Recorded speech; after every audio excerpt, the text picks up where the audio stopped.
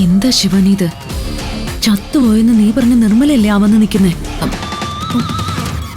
ഇനിയിപ്പം അത് നിർമ്മലയുടെ പ്രേതമായിരിക്കോ? നിന്റെ ഒരു പ്രേതം. വാ ഇങ്ങോട്ട്. നിനക്കെന്താടി ഭ്രാന്ത് വല്ലതും പിടിച്ചോ ശിവാനി? നിർമ്മല മരിച്ചെന്ന് നീ എന്തിനാ എന്നോട് കള്ളം പറഞ്ഞത്? സത്യമായിട്ട് ഞാൻ കള്ളം പറഞ്ഞതല്ല ആന്റി. എന്റെയും ജ്യോതി ആന്റിയുടെ മുന്നിലെ നിർമ്മല മരിച്ചു വീണത്. പിന്നെ എങ്ങനെയാടി ആ മുറ്റത്ത് വന്ന് നിൽക്കുന്നത് നിർമ്മല തന്നെയല്ലേ? നീയും കണ്ടതല്ലേ അത്? പിന്നെ എങ്ങനെയാ അവളിപ്പോ ജീവനോടെ തിരിച്ചു വന്നത്? അതാ എനിക്ക് മനസ്സിലാവാത്തെ. ആഫ്റ്റർ ഓൾ മര്യാദയ്ക്കൊരു കൊലപാതകം നടത്താൻ പോലും അറിഞ്ഞൂടാ നിനക്കല്ലേ? കഷ്ടം. വെറുതെ വാചകം അടിച്ചുണ്ടെങ്കിൽ നടന്നോളും.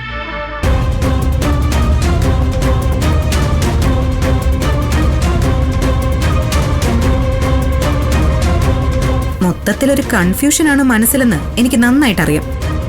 സ്വപ്നമൊന്നും അല്ല കേട്ടോ, ഇത് യാഥാർത്ഥ്യം തന്നെയാ. ഒരു കുഴപ്പമില്ലാതെ നിർമ്മല ആന്റി തിരികെ വന്നു.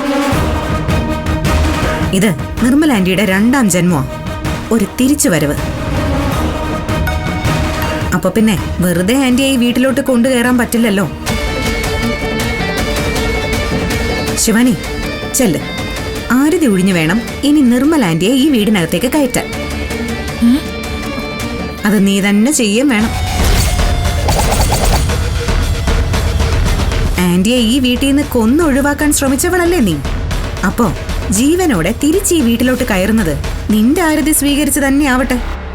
അതാണല്ലോ അതിന്റെ ഒരു ഇത്. എന്നെ കൊണ്ടൊന്നും വയ്യ.